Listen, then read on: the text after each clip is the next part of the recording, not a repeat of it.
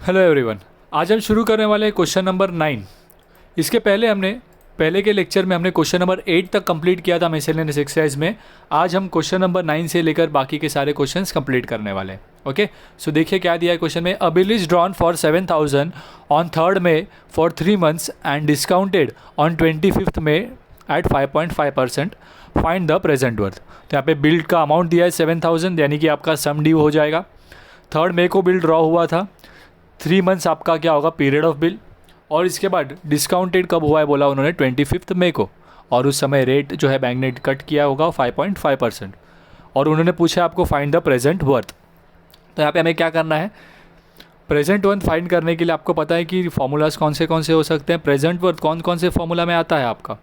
So true discount का formula जो है TD का फॉर्मूला उसमें आता है PW into N into R upon 100। But वो फॉर्मूला से मैं PW नहीं डिफाइन कर सकता। क्यों? बिकॉज वहाँ पे मुझे TD अगर पता होता तो मैं फाइंड कर लेता, राइट। और एक फॉर्मूला है SD, राइट, जहाँ पर क्या होता है PW प्लस TD होता है, तो वहाँ पर भी PW आता है। लेकिन प्रॉब्लम क्या है, SD हमें दिया हुआ है 7,000, बट अगर PW ढूंढना है तो अगेन TD पता नहीं हमें। तो यहाँ पर हम क्या करने वाले हैं, दोनों फार्मूलाज को यूज़ करेंगे, TD के फार्मूला को भी और SD के फार्मूला को भी। पहले मैं TD के फार्मूला को यूज़ करूँगा, राइट, वहाँ पर मुझे PW के टर्म्स में TD मिल जाएगा, और फिर मैं उसे सम ड्यू के फार्मूला में पुट कर दूंगा, और वहाँ से मुझे क्या हो जाएगा PW फाइंड कर सकते हैं, राइट। सो यहाँ पे क्या क्या दिया हुआ है पहले लिख देते हैं। सम ड्यू दिया है हमें 7,000, उसके बाद डेट ऑफ ड्राइंग दिया है 3rd May, फिर पीरियड ऑफ बिल दिया हुआ है आपको 3 months, तो 3 months मेरा क्या हो जाएगा यहाँ पे पीरियड ऑफ बिल। उसके बाद रेट ऑफ इंटरेस्ट बोला है 5.5%। नॉमिनल ड्यू डेट आपको बोला है 3rd of आपका अगस्त हो जाएगा। कैसे हो जाएगा 3rd of अगस्त, 3 months आगे जाना है आपको डेट ऑफ बिल ड्राइंग से, तो मई के बाद आप आगे जाएंगे तो जून, जुलाई और अगस्त, तो 3rd अगस्त आपका नॉमिनल ड्यू डेट है। इसमें आप 3 ग्रेस डेज ऐड कर देते हो तो आपको लीगल ड्यू डेट मिल जाएगा। फिर डेट ऑफ डिस्काउंटिंग आपको दिया हुआ है 25th May। ओके, तो अब आपको TD का फॉर्मूला पुट करना है, जहाँ पर आपको नंबर ऑफ़ डेज़ पता होने चाहिए। तो नंबर ऑफ़ डेज़ हम लोग निकालेंगे, दैट इज़ कहाँ से लेकर, डेट ऑफ डिस्काउंटिंग से लेकर आपका लीगल ड्यू डेट तक। सो डेट ऑफ डिस्काउंटिंग से लीगल ड्यू डेट देखें तो कितने डेज हो जाएंगे। देखिए डेट डिस्काउंटिंग का भी था 25th May, तो मई से अगर मैं देखूँ मई महीना अभी कितना डेज होते हैं, 31 डेज होते हैं मई में। तो 25 के आगे देखिए तो 26 से लेकर 31 6 डेज हो जाएंगे। उसके बाद जून और जुलाई पूरा है, और अगस्त 6 तारीख आपका डेट है लीगल ड्यू डेट का, तो अगस्त के 6 दिन। तो इस तरीके से हम जब कैलकुलेट करेंगे तो मई में 6, दैट इज़ 26 से लेकर 31, जून का पूरा महीना, जुलाई का पूरा महीना, अगस्त का 6 तारीख तक आपको लेना है। सो टोटल 73 डेज हो जा रहे हैं। ओके, सो अब हम लोग TD का फॉर्मूला पुट करते हैं, that is PW into N into R upon 100। So PW तो यहाँ पे हमें फटा नहीं है, N हमने फाइंड किया अभी 73 डेज, R हमें पता है 5.5%, राइट। तो इसे मैं पुट कर देता हूँ। यहाँ पे आप देख सकते हो N जो हमारा डेज में है, इसीलिए हम लोग क्या कर रहे हैं, नीचे 365 ले रहे हैं अपॉन 100, ठीक है। फिर 365 और ये 5.5 है, इन्हें मैं कैंसिल करता हूँ, 5 के टेबल में जाएगा ये, ठीक है। फिर उसके बाद 73 से हम लोग कैंसिल कर पाएंगे उसे। ये कैंसिलेशंस करने के बाद आपको आंसर मिल जाएगा 1.1 मिलेगा ऊपर, और नीचे जो है वो आपका 100 ऐसा का ऐसा ही रखना है आपको। तो TD का फॉर्मूला हो जाएगा 1.1 PW अपॉन 100। 100 हम इसीलिए रख रहे हैं नीचे ऐसे ही, बिकॉज वो कैलकुलेशन के लिए आपको ईजी हो जाएगा, ठीक है। तो ये आपको TD का वैल्यू मिल गया है PW के टर्म्स में। अब हम SD का फॉर्मूला पुट करते हैं, जहाँ पर क्यों SD का, बिकॉज SD का वैल्यू जो है आपको पता है 7,000। तो अब यहाँ पे PW ऐसे ही रहेगा, और TD के जगह पर आप क्या करोगे, ये जो वैल्यू फाइंड किया आपने वो पुट कर देंगे, तो उसमें एक ही टर्म बचेगा PW, जो आप कैलकुलेट कर सकते हैं फिर, ठीक है। सो देखिए मैं बताता हूँ आपको, सम ड्यू 7,000, PW ऐसे ही रख रहे हैं, और TD के जगह पे हमने ये जो वैल्यू फाइंड किया वो पुट कर दिया। तो अब पूरे इसमें आपको PW ही बचा है, तो इसे सॉल्व करने पर आपको PW मिल जाएगा। ओके, तो कैसे सॉल्व करना है, ये प्लस डायरेक्टली नहीं हो सकता, आपको क्रॉस मल्टीप्लाई करना होगा। तो ये 100 PW के साथ मल्टीप्लाई होकर, right, 100 PW plus, right, 1.1 PW upon 100 हो जाएगा। फिर ये 100 को 7,000 से मल्टीप्लाई कर देते हैं, राइट, उधर जाकर वो मल्टीप्लाई हो जाएगा। मल्टीप्लाई करने पर ये हो जाएगा आपका टोटल अमाउंट 7 लाख रुपीज़, और ये जो टोटल हुआ इन दोनों का, दैट इज़ 101.1, वो वहाँ पर जाके डिवाइड में आ जाएगा। तो PW का वैल्यू कुछ इस तरह हो जाएगा, 7 लाख डिवाइडेड बाय 101.1, राइट। और इससे जब हम सॉल्व करेंगे तो कैलकुलेशंस आपको करने होंगे, राइट, और आंसर आपको मिल जाएगा 6,923।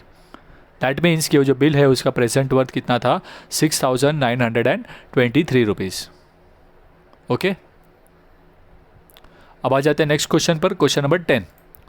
क्वेश्चन नंबर 10 में क्या दिया है देखिए, उसमें कहा है उन्होंने, अ bill was drawn on 14 April 2005 for 3500 and was discounted on 6 July 2005 at 5% per annum.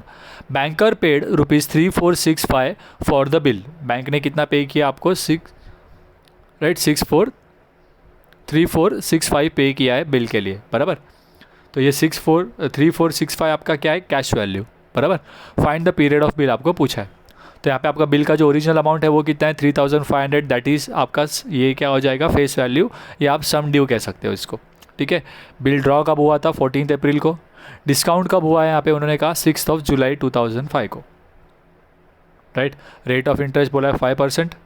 Cash value आपको दिया हुआ है, दैट इज़ बैंक पैसे डिडक्ट करने के बाद कितने देने वाला है, वो है आपका 3465, ठीक है।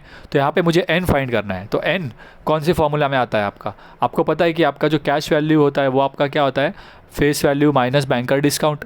बट प्रॉब्लम इज़ यहाँ पर आपको क्या है, कैश वैल्यू तो दे दिया है, तो आपको क्या करना होगा, n फाइंड करने के लिए वो या तो बैंकर डिस्काउंट का फॉर्मूला पुट करना होगा, राइट। बैंकर्स डिस्काउंट के फॉर्मूला में face value into n into R upon 100 आता है, राइट। तो यहाँ पर हम लोग n क्या कर सकते हैं, फाइंड कर सकते हैं। बट प्रॉब्लम इज़ उसके लिए आपको बैंकर डिस्काउंट कितना है वो पता नहीं है, तो हम लोग बैंकर डिस्काउंट फाइंड कर सकते हैं, राइट। बैंकर डिस्काउंट के लिए आपको फेस वैल्यू और कैश वैल्यू दोनों ही पता है, राइट।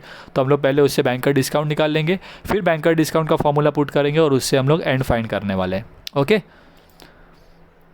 सो फेस वैल्यू, अगर आपने एक्सरसाइजेस जो है पहले अगर वो खुद से अच्छे से प्रैक्टिस किए हैं तो आपको ये क्वेश्चंस इजीली करने आने चाहिए, ओके।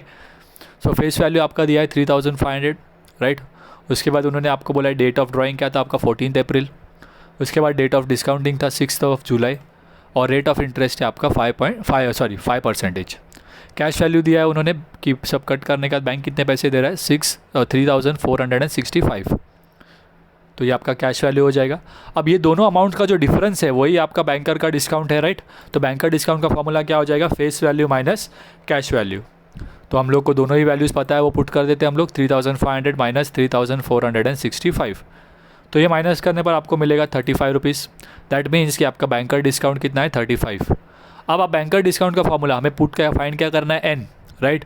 तो बैंकर डिस्काउंट के फॉर्मूला में n आता है। यहाँ पे आपको फेस वैल्यू तो पता था बट आपको बैंकर डिस्काउंट नहीं पता था, राइट। तो n फाइंड करने के लिए आपको 1, 2 और 3, right. Banker discount, face value और r पता होने चाहिए। फेस वैल्यू और r तो पता था आपको, बट बैंकर डिस्काउंट नहीं पता था, इसीलिए पहले हमने क्या किया, बैंकर डिस्काउंट फाइंड किया। तो अभी आइए पुट कर देते हैं वैल्यू। बैंकर डिस्काउंट आपका 35, फेस वैल्यू 3500 जो दिया था हमने लिखा है यहाँ पर, रेट ऑफ इंटरेस्ट 5 दिया था वो लिखा। अब हम सारे वैल्यूज़ को वहाँ पर लेके जाते हैं, n को फाइंड करना है हमें, राइट। सो पहले यहाँ पे कैंसिलेशन कर देते, सॉरी, तो ये 2 0 कैंसिल हो जाएंगे, राइट। और बचिएगा क्या आपका 35 इंटू n इंटू 5, ओके। अब इसको आपको सॉल्व करना है, तो 35 उधर जाके क्या हो जाएगा, 1 हो जाएगा, राइट। n निकालना है आपको, ये 5 को वहाँ पे भेजेंगे तो नीचे आ जाएगा, तो n का वैल्यू हो जाएगा 1/5। अब आपको पता है कि आपको इसमें डेज़ में निकालना है, तो डेज़ में कन्वर्ट करने के लिए आपको क्या करना होगा, इसे 365 से मल्टीप्लाई, ताकि हम इसे डेज़ में कितना होता है वो फाइंड कर पाए। तो इंटू हमें क्या करेंगे 365, तो हमें पता चलेगा कि 5 से कैंसिल करेंगे तो ये कितना हो जाएगा आपका 73 डेज़। कितना हो जाएगा 73 डेज़, ओके। तो यानी कि आपका जो नंबर ऑफ़ डेज़ है वो 73 डेज़ है, लेकिन उन्होंने आपको पूछा क्या है, पीरियड ऑफ बिल क्या है। आपको बिल का स्टार्ट तो पता ही है 14 अप्रैल, बराबर है, बट आपको पीरियड ऑफ बिल निकालना होगा। तो पीरियड ऑफ बिल क्या होता है, जब से बिल बना है वहाँ से लेकर लीगल ड्यू डेट। बट ये जो आपने डेट निकाला है 73 डेज़, ये आपका पीरियड ऑफ बिल नहीं है, पीरियड का गैप नहीं है, ये आपका डेट ऑफ डिस्काउंटिंग से लेकर लीगल ड्यू डेट है। तो डेट ऑफ डिस्काउंटिंग कब हुआ था, 6 जुलाई। तो 6 जुलाई के बाद 73 डेज़ जब हम आप ऐड करेंगे तब आपको पता चलेगा यहाँ पर कि आपका फाइनल लीगल ड्यू डेट क्या है। और जिस दिन बिल बना था वहाँ से लेकर लीगल ड्यू डेट तक का आप कैलकुलेशन देखेंगे तो आपको पता चलेगा आपका पीरियड ऑफ बिल, ओके। तो ये जो 73 डेज़ है ये आपका पीरियड ऑफ बिल नहीं है, बिकॉज ये जो डेज़ है वो तो आपका डेट ऑफ डिस्काउंटिंग से लेकर लीगल ड्यू डेट तक का वक्त होता है, ठीक है। बट हमें पीरियड ऑफ बिल क्या होता है, डेट ऑफ ड्राइंग से लेकर आपका लीगल ड्यू डेट तक का, ओके। सो पहले हम लोग इससे ये फाइंड कर लेते कि लास्ट डेट क्या है, बिकॉज हमें लीगल ड्यू डेट नहीं पता। तो 6 जुलाई से मुझे आगे जाना है, तो to find the legal due date 73 days are counted from the date of discounting, यानी कि 6 जुलाई से आगे।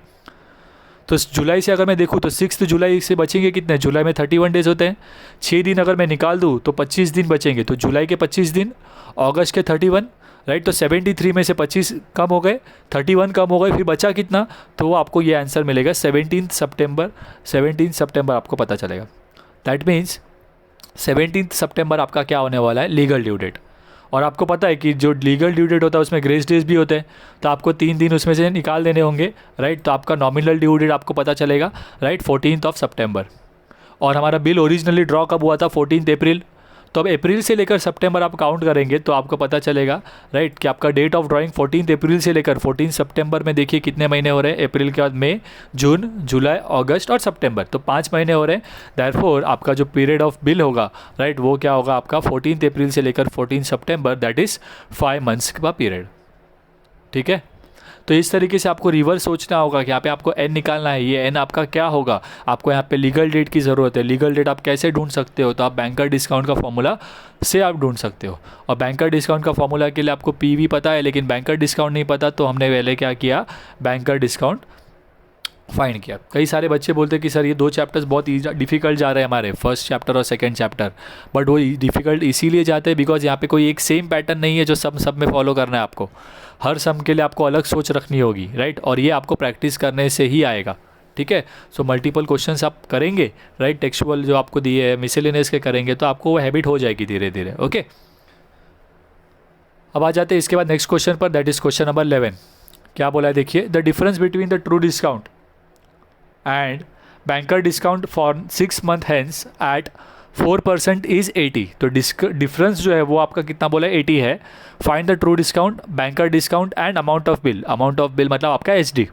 ठीक है, तो ये चीज़ें फाइंड करनी है। एचडी आप उसे फेस वैल्यू भी कह सकते हो, राइट। तो यहाँ पे उन्होंने क्या बोला है आपको, यहाँ पे ये जो है वो 80 रुपीज़ जो आपका क्या हो जाएगा, difference between banker discount and true discount. तो आपको पता है ये क्या होता है, आपका बैंकर्स गेन होता है। क्या होता है, बैंकर्स गेन।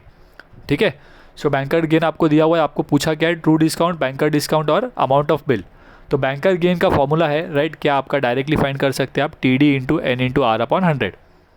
तो यहाँ पे आपको बैंकर गेन तो पता ही 80 है, एन आपको पता है 6 मंथ्स, आर आपको पता है 4%, तो आप इजीली क्या कर सकते हो, ट्रू डिस्काउंट फाइंड आउट कर सकते हो, राइट।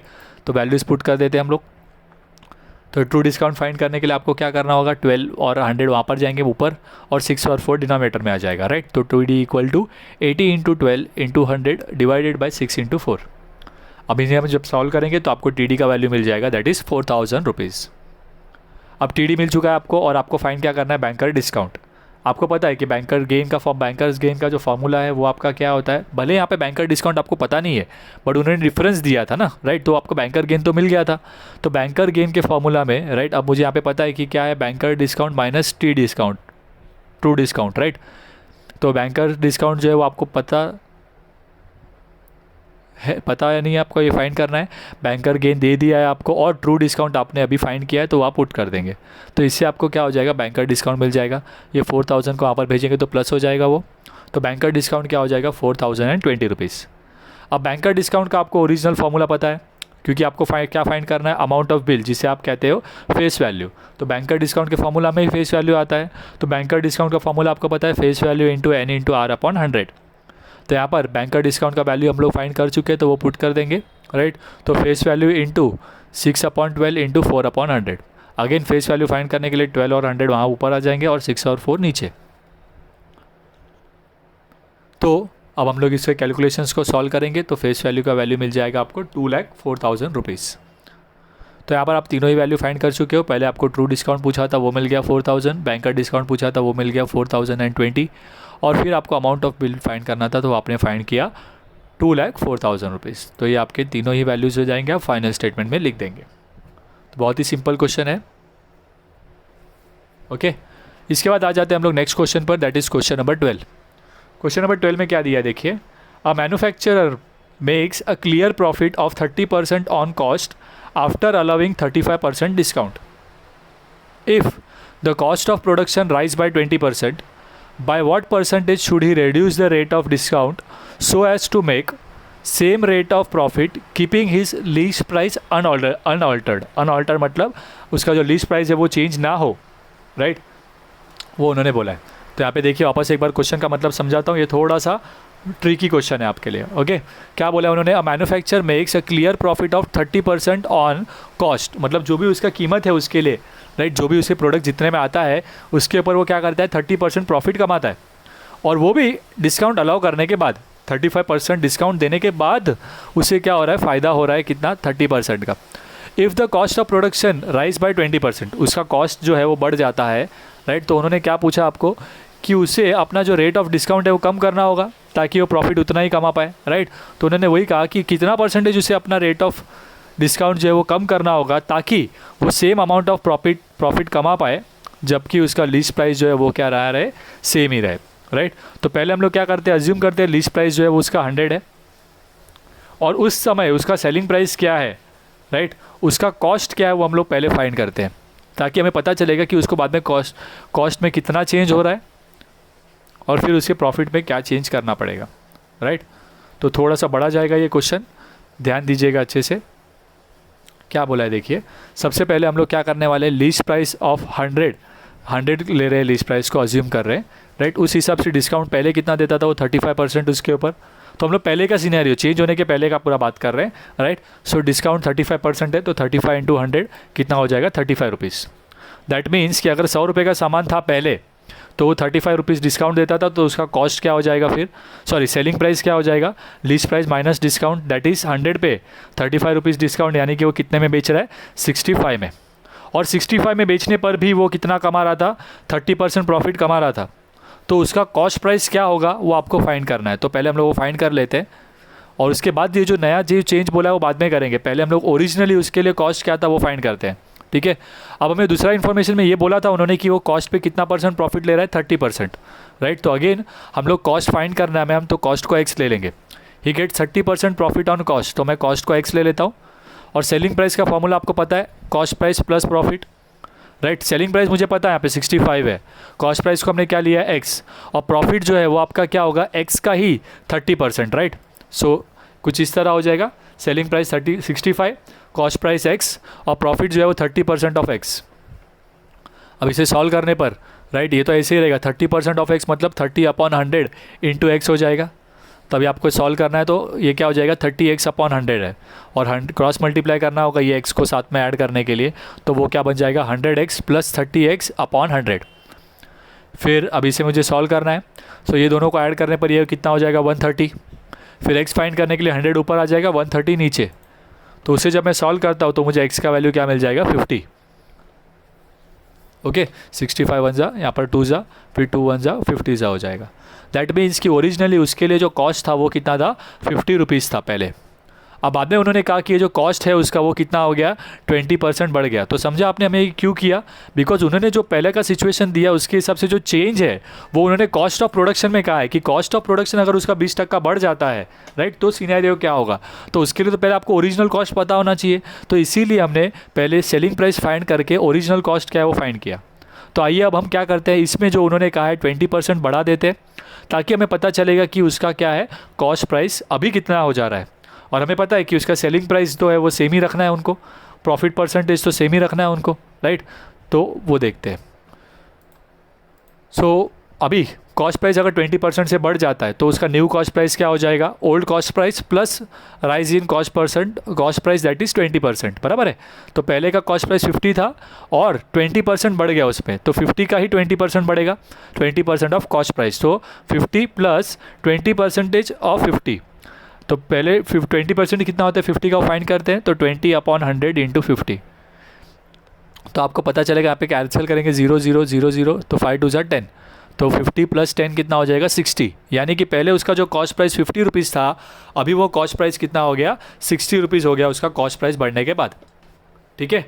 और अभी उन्होंने कहा है कि ये कॉस्ट प्राइस बढ़ने के बाद भी उनको जो है वो प्रॉफिट क्या चाहिए, सेम चाहिए, मतलब 30% ही प्रॉफिट होना चाहिए।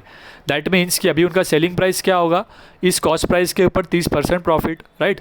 तो selling price equals to, right, उन्होंने बोला रेट ऑफ प्रॉफिट सेम चाहिए उनको, तो अभी सेलिंग प्राइस क्या होगा, ये जो कॉस्ट प्राइस आया है इसके ऊपर सेम प्रॉफिट चाहिए उन्होंने, राइट। तो 30% हमें ऐड करना होगा, तो 60 + 30% कितना होगा, 60 का ही 30%, तो 30% ऑफ 60, सॉल्व करने पर ये कितना हो जाएगा आपको 3 6 18 देगा। तो यानी कि 60 + 18 करेंगे तो आपका जो नया सेलिंग प्राइस है वो कितना होगा 78। बट यहाँ पे उन्होंने क्या कहा है कि 78 रुपीज़ के हिसाब से अगर वो बेच रहा है, राइट, तो अभी उसको डिस्काउंट जो है वो कम करना पड़ेगा, राइट, क्योंकि लीस्ट प्राइस उन्होंने बोला बदलना नहीं है। लीस्ट प्राइस पहले 100 था, अभी भी लीस्ट प्राइस 100 ही रहने वाला है। उन्होंने क्वेश्चन में आपको लास्ट में वही कहा कि आपके प्रॉफिट % और लीस्ट प्राइस चेंज नहीं होना चाहिए। तो अगर मुझे कस्टमर को, राइट, 100 रुपीज़ का सामान पे ही लीस्ट प्राइस रखना है मुझे, राइट, और बेचना 78 में है और मेरा प्रॉफिट मार्जिन कम ना हो, तो मुझे क्या करना होगा, डिस्काउंट कम कर देना होगा, राइट। तो उसके लिए मुझे देखना होगा कि नया मेरा डिस्काउंट % अभी कितना है। पहले कितना था 35%, बट जो नया डिस्काउंट % है वो कितना है वो मुझे निकालना होगा, ताकि मुझे पता चलेगा कि मुझे डिस्काउंट % कितने से कम करना है। अगर मैं पहले 35% डिस्काउंट दे रहा था और अभी अगर मुझे समझो 30% डिस्काउंट देना पड़ेगा, तो मतलब क्या हो जाएगा 5% मुझे रिडक्शन करना होगा डिस्काउंट में, और उन्होंने वही पूछा है। तो इसके लिए मुझे न्यू डिस्काउंट क्या है वो फाइंड करना होगा। तो हम लोग क्या करते हैं यहाँ पर सेलिंग प्राइस से ही निकालते हैं डिस्काउंट का आपका %, राइट। तो पहले हमें उन्होंने बोला है लिस्ट प्राइस सेम रखना है, तो हमारा जो न्यू सेलिंग प्राइस है, लिस्ट प्राइस तो सेम ही रहने वाला है। तो हमारा डिस्काउंट का फॉर्मूला पता है ना, सेलिंग प्राइस क्या होता है, list price minus discount. Selling price हमारा अभी फाइंड किया हमने 78, लिस्ट प्राइस सेम रखना है, दैट इज़ 100। तो न्यू डिस्काउंट क्या हो जाएगा आपका, वहाँ पे जाके प्लस हो जाएगा, 78 को यहाँ ला देते हैं, माइनस हो जाएगा।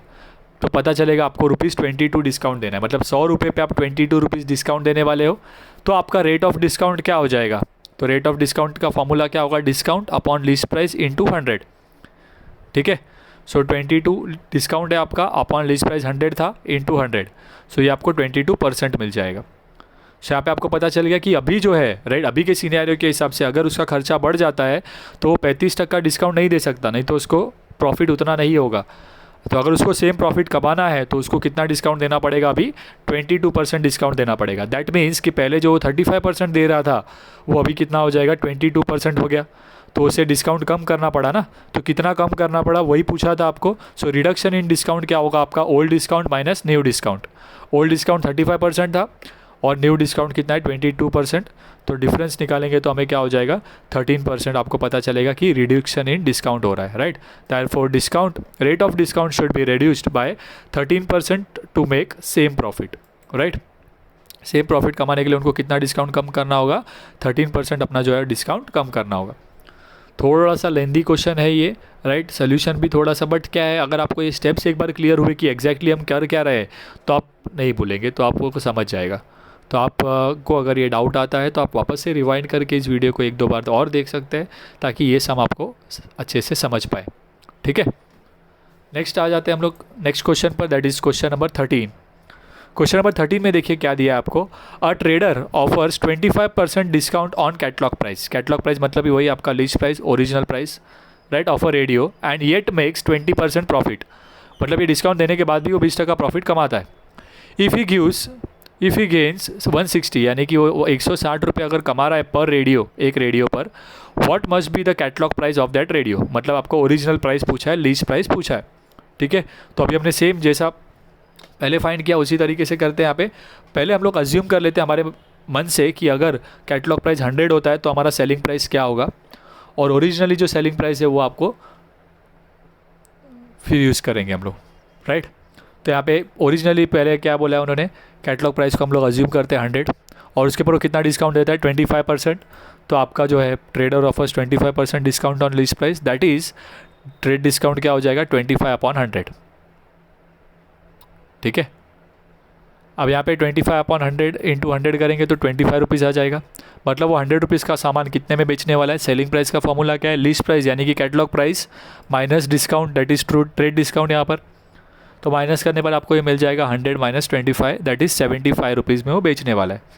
और उन्होंने कहा कि ये 75 रुपीज़ में जब वो बेच रहा है तब उसे प्रॉफिट कितना हो रहा है 20%। तो हम लोग क्या कर सकते हैं, इससे उसका कॉस्ट निकाल सकते हैं, राइट, बराबर। तो यहाँ पे हम लोग क्या कर रहे हैं, if he gets profit of 20%, right, तो हम लोग क्या करते हैं सेलिंग प्राइस पे निकालते हैं। तो हमारा सेलिंग प्राइस जो है वो क्या होगा, कॉस्ट प्राइस प्लस प्रॉफिट। तो कॉस्ट प्राइस हम लोग अज्यूम कर रहे हैं यहाँ पर 100 है, ठीक है, और उस हिसाब से निकालेंगे सेलिंग प्राइस कितना आता है। सो कॉस्ट प्राइस अगर 100 है तो उसके ऊपर 20% अगर कॉस्ट प्राइस पर अगर प्रॉफिट ले तो क्या हो जाएगा, selling price equal to 100 plus 25 upon 100 into 100। तो ये सॉल्व करने पर आपको आ जाएगा, नहीं यहाँ पर मिस्टेक है, 25 नहीं 20 लेना है, 20% है ना, तो 20 अपॉन 100। ओके, तो 100 प्लस 20 हो जाएगा वो, तो आपको क्या पता चलेगा आपका सेलिंग प्राइस कितना है, 120। तो बोलेंगे सर दो सेलिंग प्राइस कैसा हुआ, राइट। ये जो है हमने वो क्या किया, डिस्काउंट निकालने के बाद कितने में बेच रहा है वो निकाला है, और ये कि कॉस्ट पे अगर इतना कमा रहा है तो सेलिंग प्राइस क्या होगा वो फाइंड किया है। ठीक है, अब हमें पता है कि वो बेच कितने में रहा एक्चुअली, राइट, 75 पर। तो उस हिसाब से अगर हम लोग देखें तो 75 के हिसाब से देखें तो कॉस्ट प्राइस क्या हो जाएगा, उसका कॉस्ट क्या होगा, 100 इंटू 75 अपॉन 120। ये कैसे किया हमने, आप कॉस्ट प्राइस और सेलिंग प्राइस ले सकते हो, मतलब अगर कॉस्ट प्राइस 100 है, राइट, तो सेलिंग प्राइस क्या मिल रहा है आपको 120। तो अगर मेरा कॉस्ट प्राइस सेलिंग प्राइस 75 है तो मेरा कॉस्ट प्राइस क्या होगा, क्रॉस मल्टीप्लाई करेंगे तो आपको ये आ जाएगा, और इसको सॉल्व करने पर आपको पता चल रहा है कि आपका कॉस्ट प्राइस कितना है, 62.5, बराबर। अब अगर समझ लीजिए उसका कॉस्ट प्राइस 62.5 है और वो बेच कितने में रहा है, 75 रुपीज़ में, तो उसका प्रॉफिट कितना हो रहा है। तो प्रॉफिट निकालने के लिए हमें क्या करना पड़ेगा, सेलिंग प्राइस माइनस कॉस्ट, तो 75 माइनस 62.5, तो प्रॉफिट क्या हो जाएगा यहाँ पर 12.5%, 12.5 रुपीज़। तो अभी यहाँ पे उन्होंने क्वेश्चन में आपको पूछा क्या था, right, what must be the catalogue price of the radio, right, उस कैटलॉग प्राइस रेडियो का ओरिजिनल प्राइस क्या होना चाहिए, राइट। तो अभी हमने जो कैटलॉग प्राइस लिया था वो तो हमने अज्यूम किया था ना एक, बट ओरिजिनल क्या है वो हमें पता नहीं, बट उन्होंने ये बोला है कि वो गेन कितना कर रहा है, 160, बराबर है। तो ये हमने अज्यूम्ड फिगर निकाले हैं कैटलॉग प्राइस का, और प्रॉफिट दो चीज़ें लेनी है, जिससे हम लोग कॉस्ट और सेलिंग प्राइस दो लेते हैं ना, तो यहाँ पे हम लोग प्रॉफिट और कैटलॉग प्राइस लेने वाले। मतलब अगर मेरा कैटलॉग प्राइस 100 है तो प्रॉफिट कितना होता है, 12.5।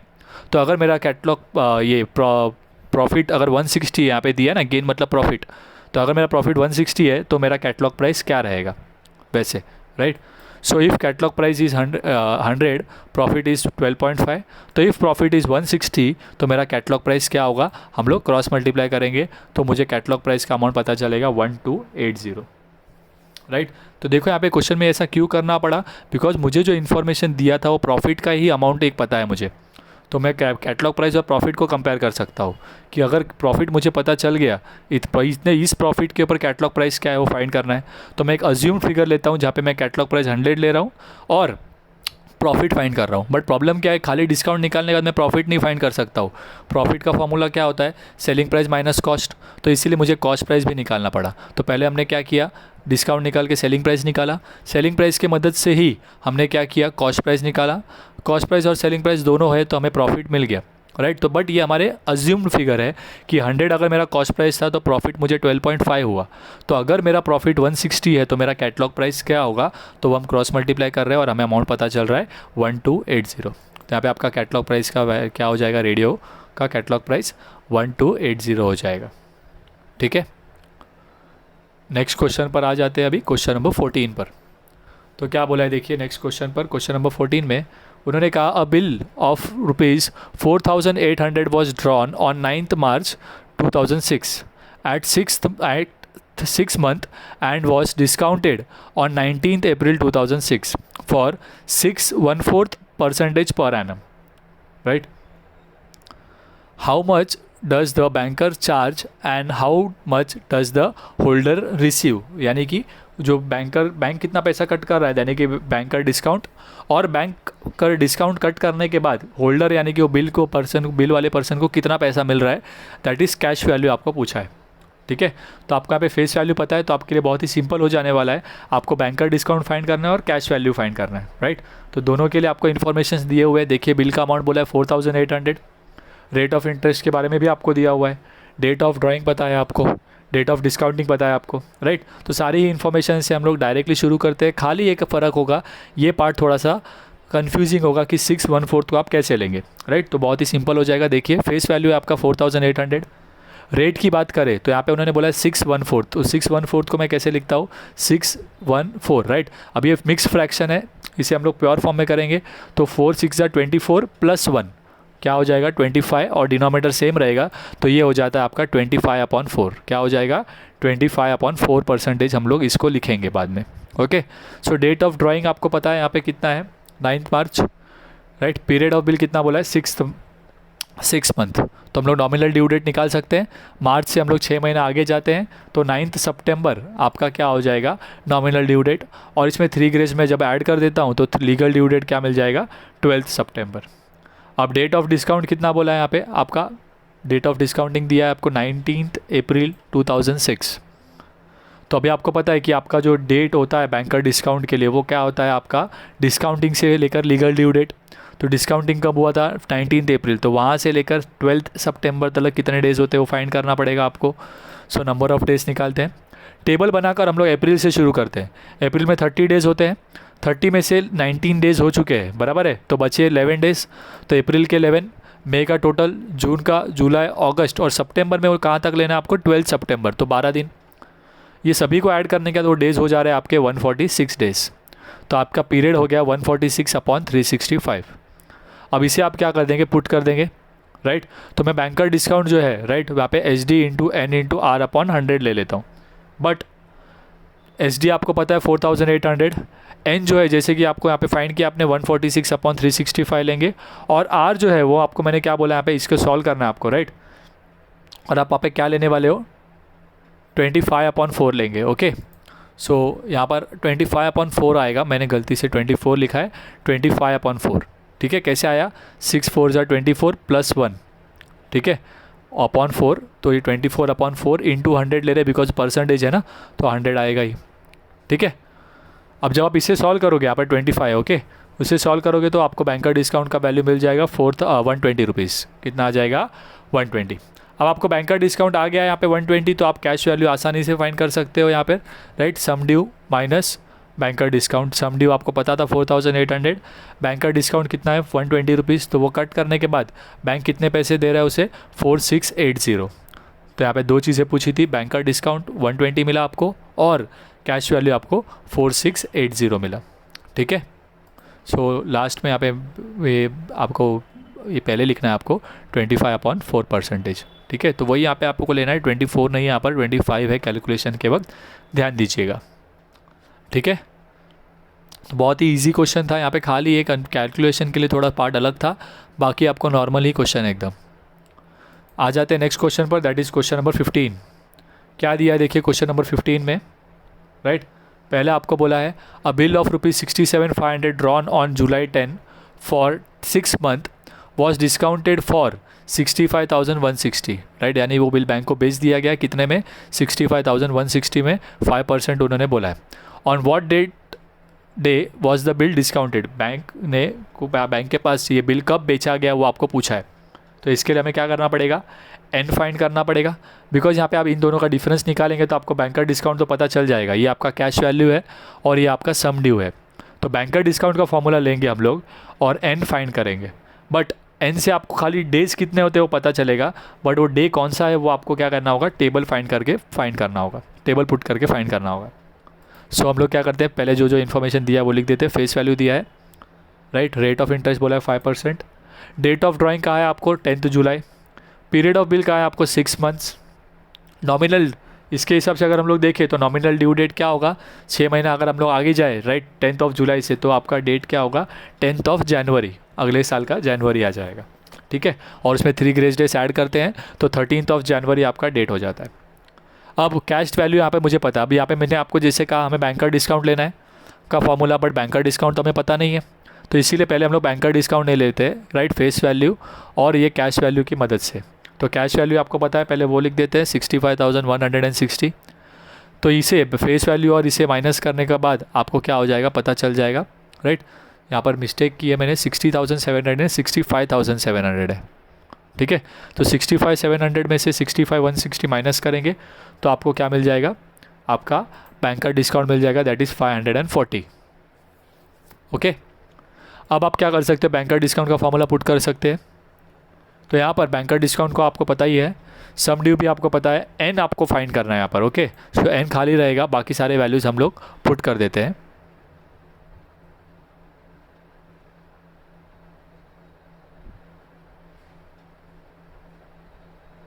और इसे सॉल्व करने पर आपको वापस से मिल जाएगा अमाउंट। सारे वैल्यूज़ को, ये दोनों को न्यूमरेटर में लेके जाएंगे, ये दोनों को डिनोमिनेटर में, और N आपको जो है वो मिल जाएगा 60 डेज़। अब आपको पता चल गया कि ये जो डेज है वो आपका क्या है, डेट ऑफ डिस्काउंटिंग से लेकर लीगल ड्यू डेट तक का डेज।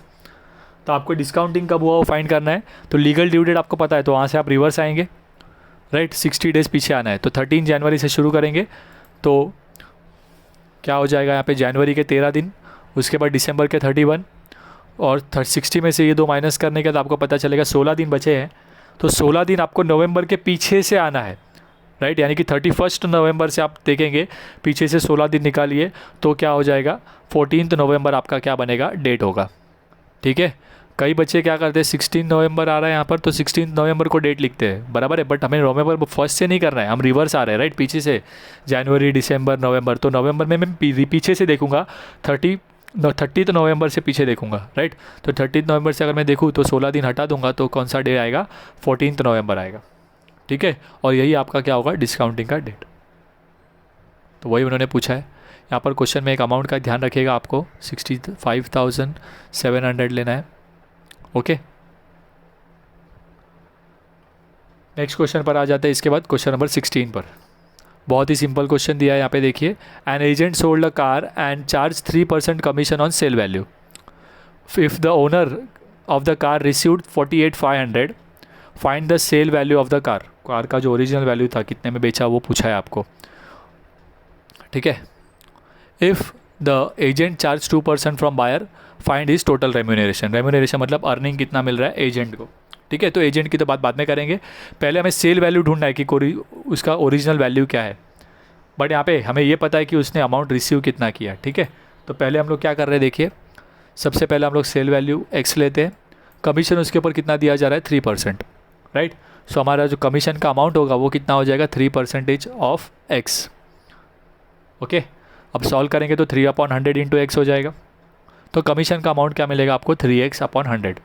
बट प्रॉब्लम इज़, मुझे कमीशन का रुपीज़ में तो पता नहीं है, तो मैं क्या करता हूँ, हमें अमाउंट रिसीव कितना किया है वो दिया है ना, और अमाउंट रिसीव्ड क्या होता है, total sale value minus commission. तो मैं वो फॉर्मूला पुट कर देता हूँ, amount received by seller equal to total value minus commission.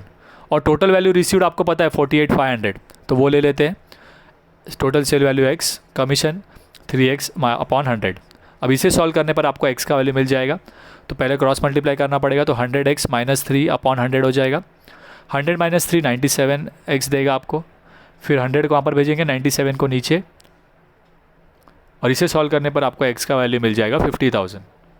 तो यहाँ पे आपको कार का ओरिजिनल वैल्यू पता चल गया 50,000, यानी कि वो एजेंट ने कमीशन जो है वो 50,000 पर लिया है, राइट। और हमें एक चीज़ तो मिल गया, दैट इज़ कार का वैल्यू, सेल वैल्यू। बट आपको दूसरा और पूछा है उन्होंने, रेम्यूनरेशन कितना है। तो वो एजेंट ने 3% जो है वो सेलर से लिया है, और 2% जो है वो बायर से लिया है। तो उसका टोटल अर्निंग निकालना है आपको, जो कि 50,000 पे निकाला जाएगा, राइट, बिकॉज जो सेल वैल्यू के ऊपर कमीशन चार्ज करता है। सो सेलर का कमीशन निकालते हैं, कमीशन फ्रॉम सेलर कितना लिया है उसने, rate of commission into total value, यानी कि 3% लिया था ना, तो 3% ऑफ 50,000, तो 3/100 इंटू 50,000 होगा। सॉल्व करने पर आपको मिल जाएगा 1,500। और बायर से उसने 2% लिया था, राइट, तो commission from buyer, rate of commission into total sale value, that is 2% of 50,000, तो 2/100 इंटू 50,000, तो वो कितना हो जाएगा, 1,000 रुपीज़। सो सेलर से उसने 1,500 लिया, बायर से 1,000 लिया, सो उसका टोटल रेम्यूनरेशन क्या हो जाएगा, right, commission from seller plus commission of buyer, that is 1,500 plus 1,000, 2,500। तो सेल वैल्यू ऑफ कार आपको पूछा था पहले 50,000, और दूसरा आपको अर्निंग पूछा था, तो हम लोग फाइनल स्टेटमेंट इस तरह से लिख देंगे। तो बहुत ही सिंपल क्वेश्चन था ये आपको, राइट। अब आ जाते हैं लास्ट क्वेश्चन पर, दैट इज़ क्वेश्चन नंबर 17। क्या दिया है देखिए, an agent is paid a commission at of 4% on sale, cash sale, and 6% on credit sale made by him, right. तो 6% उसको दिया, 4% दिया जाता है कैश सेल्स के ऊपर, 6% दिया जाता है क्रेडिट सेल्स पर। If the sales of 51,000 the agent claims total commission of ₹2,700। उसने 51,000 की टोटल सेल की है, और उसके ऊपर उसको कमीशन कितना मिल रहा है, 2,700। बट आपको पता नहीं है कि 51,000 में से कैश सेल्स कितना है और क्रेडिट सेल्स कितना है। उन्होंने आपको वही पूछा है, find the sales made by him for cash and on credit, कि उसने कैश में कितना किया और क्रेडिट में कितना किया है। तो 51,000 के आपको 2 हिस्से करने होंगे, राइट। बट कैश सेल्स और क्रेडिट सेल्स मिलाकर 51,000 होता है, राइट। तो हम लोग क्या करते हैं, यहाँ पे अज्यूम कर लेते हैं, लेट द कैश प्राइस भी एक्स, सॉरी कैश सेल्स भी एक्स, कि उसने कैश में जो सेल्स किए वो एक्स है, और टोटल सेल्स हमें पता है 51,000 है। तो अगर क्रेडिट सेल्स क्या हो जाएगा, फिर टोटल में से कैश सेल्स माइनस कर दूंगा, तो मेरा क्रेडिट सेल्स क्या हो जाएगा, 51,000 माइनस एक्स। अब दोनों ही पर कमीशन आपको दिया हुआ है कि कैश सेल्स पर कितना कमीशन मिल रहा है, क्रेडिट सेल्स पर कितना कमीशन मिल रहा है। तो आइए टोटल कमीशन निकालते हैं उसका, बिकॉज आपको टोटल कमीशन दिया हुआ है 2,700, तो वो करके हम लोग एक्स क्या कर सकते हैं, फाइंड कर सकते हैं। वही हम करेंगे यहाँ पर। तो कैश सेल्स पर उसके 4% कमीशन मिलता है, तो 4/100 इंटू एक्स, सॉल्व करने पर हो जाएगा 4x/100। उसी तरह क्रेडिट सेल्स पर 6% बोला है, तो 6/100 इंटू क्रेडिट सेल्स का जो अमाउंट है वो। अब इसे सॉल्व करने समय आपको थोड़ा ध्यान देना होगा, राइट। 6 आप अंदर मल्टीप्लाई करेंगे तो दोनों के साथ मल्टीप्लाई होगा, तो 6 इंटू 51,000 आपका 3,06,000 होगा, और 6 इंटू एक्स 6x होगा, राइट। तो इसे ब्रैकेट में मल्टीप्लाई करेंगे तो पहले वो 51 का मल्टीप्लाई करेंगे तो 3,06,000, फिर x के साथ मल्टीप्लाई करेंगे तो 6x/100। ओके, अब ये दोनों को, पहला क्रेडिट सेल्स का कमीशन, कैश सेल्स का कमीशन, इन दोनों को ऐड करेंगे तो आपको पता है कि टोटल अर्निंग कितना मिल रहा है, टोटल कमीशन कितना मिल रहा है उसे, 2,700। ठीक है, सो मैंने यहाँ पर मिस कर दिया actually. Total commission equal to, आप यहाँ लिखना होगा आपको, total commission equal to commission on cash sales plus commission on credit sales. और टोटल कमीशन आपको पता है 2,700, उसमें आप कैश सेल्स लिख लीजिए, कमीशंस क्रेडिट सेल्स का कमीशन लिख दीजिए, कैश सेल्स का कमीशन लिख दीजिए। अभी आप सॉल्व करने वाले हैं इन्हें। अब आपका डिनोमीटर सेम है तो दोनों डायरेक्टली आप लिख सकते हो, बट 4x माइनस 6x क्या देगा आपको, -2x देगा, प्लस ये वाला वैल्यू, और ये डिनोमीटर को हमने एक ही बार लिखा। अब इसे सॉल्व करने के लिए पहले 100 को यहाँ पर भेजेंगे, तो 2,700 मल्टीप्लाई हो जाएगा, 2,70,000 हो गया। अब 2x को फाइंड करना है आपको, तो 2x को यहाँ पर भेजिए ताकि वो प्लस में हो जाए, और 2,70,000 को यहाँ पर भेजिए तो माइनस हो जाएगा। इन दोनों को माइनस करने पर आपको वैल्यू मिलेगा 36,000, तो 2 को डिवाइड कर दीजिए तो x का वैल्यू मिल जाएगा आपको 18,000। और x क्या था आपका, कैश सेल्स। तो आपको दो ही चीज़ें पूछिए, कैश सेल्स कितना है और क्रेडिट सेल्स कितना है। दैट मीन्स कि आपका 18,000 जो है वो कैश सेल्स हो गया, और क्रेडिट सेल्स जो था वो आपका कितना था, 51,000 minus x, that is 51,000 minus 18 करेंगे तो आपको मिल जाएगा 33,000। तो आपका कैश सेल्स कितना है 18,000, क्रेडिट सेल्स कितना है 33,000। तो यहाँ पर हमारा ये चैप्टर कंप्लीट हो जाता है, राइट। हमने एक्सरसाइज पहले ही कंप्लीट किए और मिसलेनियस एक्सरसाइज भी आज हमने कंप्लीट कर ली। आई रिपीट, ये जो चैप्टर्स है, कुछ चैप्टर नंबर 1 और ये चैप्टर नंबर 2, ये थोड़े वैरायटी वाले चैप्टर्स हैं। इसके बाद के जो हमारे चैप्टर्स बचते हैं, राइट, दैट इज़ कुछ चैप्टर नंबर 3, 4 के बाद वो सारे कंसेप्ट सेम ही होते हैं हर एक्सरसाइज में, राइट। एक ही कंसेप्ट पर आपको सारे सम्स रहेंगे एक्सरसाइज में, बट यहाँ पर फर्स्ट 2 चैप्टर में आपको थोड़ा सा ज़्यादा प्रैक्टिस की ज़रूरत होगी, क्योंकि यहाँ पर हर सम में क्या होगा, आपको डिफरेंट कंसेप्ट है, आपके माइंड में आपको वो हैबिट नहीं होगी इस तरीके से सोचने की, तो आपको डरना नहीं है, बस प्रैक्टिस करते रहना है। ओके, तो आज का लेक्चर हम लोग यहीं पर स्टॉप करेंगे। अगर आपने हमारे चैनल को सब्सक्राइब नहीं कर लिया है तो आप हमारे चैनल को सब्सक्राइब कर ले, ताकि आपको आपके लेक्चर्स भी मिलते रहे, और इस वीडियो को लाइक करना ना भूलें। Bye bye, take care.